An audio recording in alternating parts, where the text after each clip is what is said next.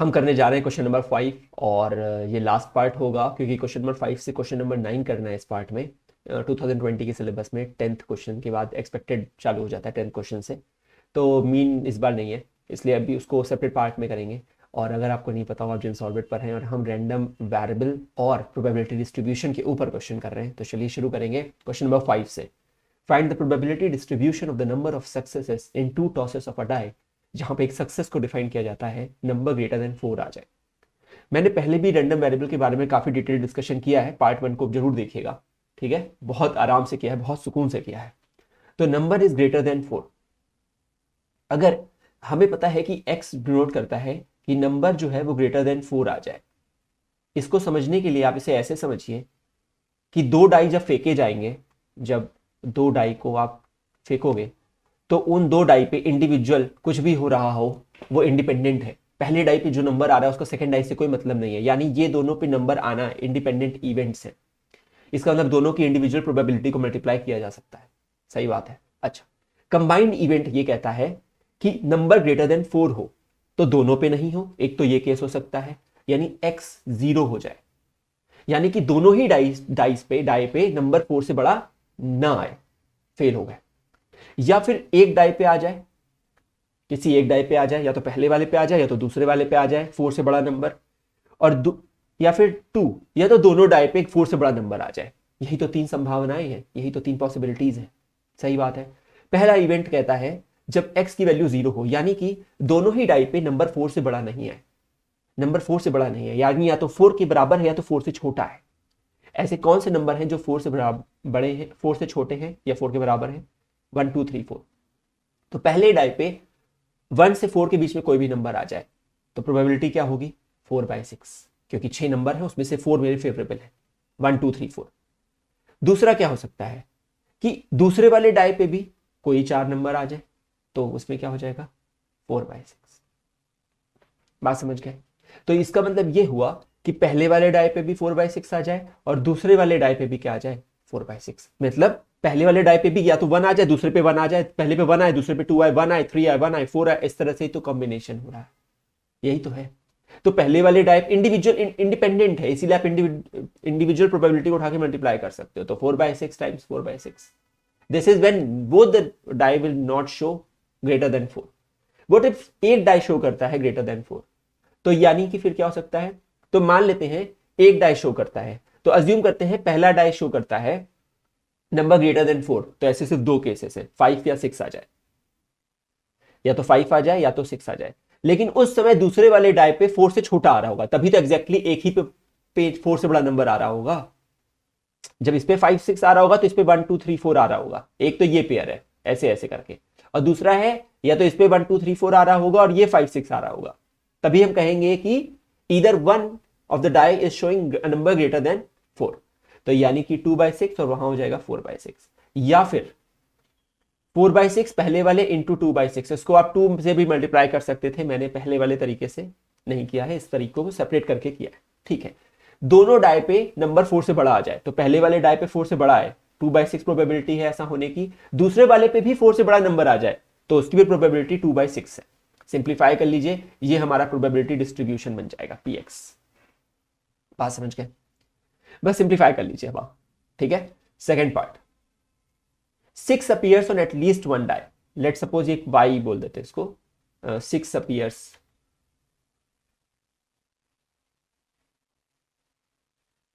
On at least एक die, एक die पे कम से कम 6 आए। तो ये तो वही बात हो गई, एक भी डाई पे 6 नहीं आए,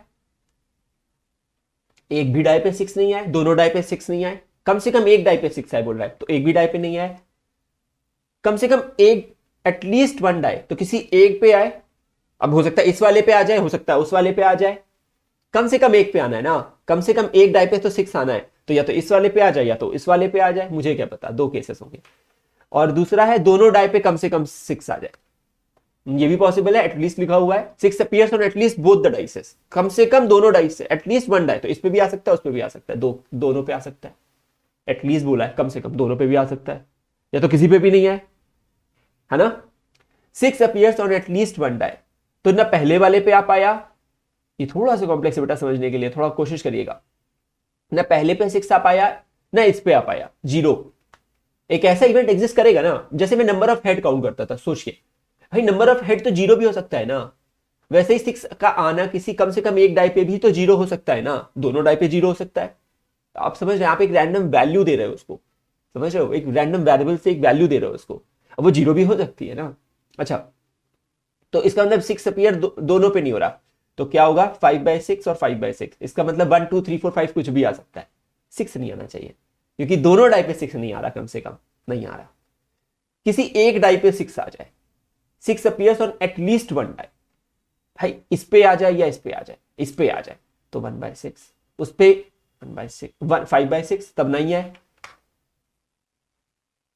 6 अपीयर्स ऑन एटलीस्ट 1 डाई, तो इस पे आ जाए, 6 इस पे आ जाए लेकिन इस पे नहीं आए, या फिर 6 appears on this die, second वाले पे आए लेकिन फर्स्ट वाले पे नहीं आए, और लास्ट क्या हो सकता है, दोनों डाई पे 6 आ जाए, 6 अपीयर्स ऑन एटलीस्ट 1 डाई, यानी कि 6 दोनों डाई पे आ जाए, तो क्या हो जाएगा 2 बाय ना, एक ही तरीका है, दोनों पे आए 6, बस एक ही तरीका है, तो 1/6 टाइम्स 1/6। इसको सिंप्लीफाई करते हैं तो क्या आता है 25/36, यहां से आता 5/36 प्लस 5/36, तो ये हो जाता 10/36, ठीक है 10/36, और ये होता 1/36। अगर आप सबको जोड़ते हैं तो प्रोबेबिलिटी 1 के बराबर होनी चाहिए, बिल्कुल आ रही है, sum of the probability should be equal to 1, 25 35 36/36, सही है, हो गया, ये हमारा बन जाएगा प्रोबेबिलिटी डिस्ट्रीब्यूशन। मैं फिर से लिख रहा हूं, और करके लिख दीजिए, ठीक है, आप सिंप्लीफाई करके लिख सकते हो, ठीक है, बात समझ गए। नेक्स्ट करते हैं अगला, ये question from a lot of 30 balls, ये क्वेश्चन बिल्कुल वही क्वेश्चन होता है 6th वाला, जैसे कि हमारा एक पहले क्वेश्चन था 4 हेड वाला, 4 टेल वाला, 4 पॉइंट वाला, ठीक है। From a lot of 30 bulbs which include 6 डिफेक्टिव्स, a sample of 4 bulbs is drawn, तो आप 4 बल्ब को बाहर खींच रहे हो, ठीक है। क्वेश्चन नंबर 6 कह रहा है कि आप from a lot of 30 bulbs, जिसमें कि 6 डिफेक्टिव हैं, तो 30 में 6 डिफेक्टिव है, इसका मतलब कि 24 गुड बल्ब्स हैं, उसमें से आप 4 बल्ब ले रहे हो, ठीक है, विद रिप्लेसमेंट पुट कर देते हो। क्या प्रोबेबिलिटी डिस्ट्रीब्यूशन होगा नंबर ऑफ डिफेक्टिव बल्ब्स का, सेम वही बात है बेटा, 0 हो सकता है, 1 हो सकता है, 2 हो सकता है, 3 हो सकता है, या 4 हो सकता है, या तो एक भी डिफेक्टिव ना आए, या तो एक डिफेक्टिव आए, या तो 2 डिफेक्टिव आए, या 3 डिफेक्टिव आए, या चारों डिफेक्टिव आ जाए। एक भी डिफेक्टिव ना आए यानी कि चारों गुड है, तो गुड आने की प्रोबेबिलिटी निकाल लेते हैं, और डिफेक्टिव की कितनी है 6/30, प्रोबेबिलिटी की डिफेक्टिव की हो तो 1/5 है, प्रोबेबिलिटी डिफेक्टिव ना हो या गुड होगा ऑब्वियसली डी बार लिख सकते हैं, तो 4/5, डी बार लिखने से आपको वो याद आ गया होगा, 1-1/d कर देंगे, 1-1/5 कर देंगे, सॉरी सही बात है 4/5, तो गुड आने की प्रोबेबिलिटी पता लग गई 4/5, डिफेक्टिव आने की क्या है 1/5, वो कह रहा है डिफेक्टिव ना आए, डिफेक्टिव ना आए तो उसकी प्रोबेबिलिटी क्या है 4/5, तो चारों नहीं है डिफेक्टिव, तो 4/5 4/5 4/5 4/5, सही बात है, समझ गया इसको तो। अच्छा, एक डिफेक्टिव आ जाए, अब ये एक डिफेक्टिव मैंने वहां पढ़ाया था, आप प्लीज इस वाले को देखिएगा, ये वाला जो क्वेश्चन है, यहां मैंने बहुत सुकून से समझाया है, पार्ट 1 में जाइएगा बेटा वीडियो के, और क्वेश्चन नंबर 4 देख लीजिएगा, ठीक है, क्वेश्चन नंबर 4 जरूर देख लीजिएगा, वहां मैंने बहुत अच्छे से एक्सप्लेन किया हुआ है, बहुत आराम से, एक बार और कर देता हूं यहाँ पे। तो इसमें मैं कह रहा हूं एक आ जाए, अब भाई एक तो कहीं भी आ सकता है डिफेक्टिव, हो सकता है यहां आ जाए, हो सकता है यहां आ जाए, हो सकता है यहां आ जाए, या हो सकता है यहां आ जाए, तो 4 केसेस बनते हैं, इसको परमुटेशन से बताया था करना है अभी के लिए, तो 4 फैक्टोरियल होता है जब 4 चीजों को 4 जगहों पे अरेंज आप कर रहे होते हो, लेकिन उसमें से 3 तो सिमिलर है, सिमिलर कौन सी चीजें है, अरे 3 गुड तो सेम है ना, अब हमें क्या पता वो गुड दिखता अलग थोड़ी है, कलर थोड़ी बदला है उसका, सब गुड ही है, तो आप डिवाइड करते हो 3 फैक्टोरियल से, इसको सिंप्लीफाई कर लेना, तो पहला वाला मान लेते हैं, तो कोई भी एक अब आप ले लो केस, क्योंकि वो फिर आपने इसको मैनेज कर लिया इसको करके, वरना आप चारों केस का इंडिविजुअल लिखते फिर जोड़ते, टाइम वेस्ट है, इससे अच्छा ये लगा लिया परमुटेशन, अब किसी एक केस का प्रोबेबिलिटी लिख दिया बस, तो पहले वाले केस में डिफेक्टिव आ जाए तो 1/5, फिर डिफेक्टिव नहीं आने चाहिए क्योंकि सिर्फ एक डिफेक्टिव अलाउड था, तो 4/5 4/5 और 4/5। दूसरे वाले केस में है 2 डिफेक्टिव आए, तो 4 फैक्टोरियल, 2 डिफेक्टिव होंगे तो 2 गुड होंगे, तो 2 डिफेक्टिव सेम जैसे होंगे और 2 डिफेक्टिव सेम जैसे होंगे, ये होता है जब आपको सिमिलर चीजें होती हैं, 4 चीजों में सिमिलर चीजें निकल रही होती हैं, ए या एम या एन टाइम्स, तो डिवाइड करते हैं ना एम फैक्टोरियल और एन फैक्टोरियल से। प्लीज वाला पार्ट देखिए, वहां बहुत अच्छे से समझा दिया था, वैसे यहाँ भी बोल दिया है। अच्छा, दो डिफेक्टिव है तो 1/5, फिर 1/5, फिर दो क्या आ जाए, हाँ दो आ जाए, गुड, तो 4/5 नॉट डिफेक्टिव। तीन के केस में क्या होगा, सिंप्लीफाई करने आपको आता ही है, ये होगा 4 फैक्टोरियल अपॉन, अब तीन डिफेक्टिव है तो 3 फैक्टोरियल, क्योंकि तीनों डिफेक्टिव एक जैसे हैं। अब एक ही वो है तो उसमें क्या है, वो तो अकेला इकलौता गुड है, छोड़ देते हैं। इसके बाद क्या होगा, तीनों डिफेक्टिव है तो 1/5 1/5 1/5 इंटू 4/5, क्योंकि एक ही गुड आया है, सही है। और लास्ट क्या होगा, 4 फैक्टोरियल अपॉन, नहीं कुछ नहीं लिखेंगे, 4 फैक्टोरियल अपॉन 4, क्योंकि चारों ही गुड हैं इस बार, चारों ही डिफेक्टिव है, सॉरी चारों ही डिफेक्टिव है, तो 1/5 1/5 1/5 1/5, इसका एक ही तरीका है। वैसे भी आप 4 फैक्टोरियल अपॉन 4 फैक्टोरियल ही करते हैं, 1 ही आता वो, तो उसको लिखते नहीं है। एक ही तरीका है परम्यूटेशन का, बेसिक अरेंजमेंट एक ही तरीके से। तो 1/5 1/5 1/5 1/5 हो गया, सिंपल था। सिंप्लीफाई करेंगे आप, इतना करिए ना, थोड़ा आप करिए, थोड़ा मैं कर रहा हूं, ऐसा नहीं होना चाहिए क्या। अच्छा, ये क्वेश्चन जो है, एक कॉइन आ गया, head is 3 times as likely, तो ये क्वेश्चन जो होता है ना, ये बेसिकली क्या करता है कि अभी तक हमने किया था कॉइन का हेड टॉस, उसमें प्रोबेबिलिटी इक्वली लाइकली होती है, यानी 1/2 आने की होती है और 1/2 टेल के आने की होती है, हेड के आने की 1/2, टेल के आने की 1/2। अब थोड़ा सा ना घिस दिया किसी ने कॉइन को, बाइसिंग कर दिया। कहने का मतलब है कि उसको अब उछालोगे तो हेड ज्यादा बार आ रहा है।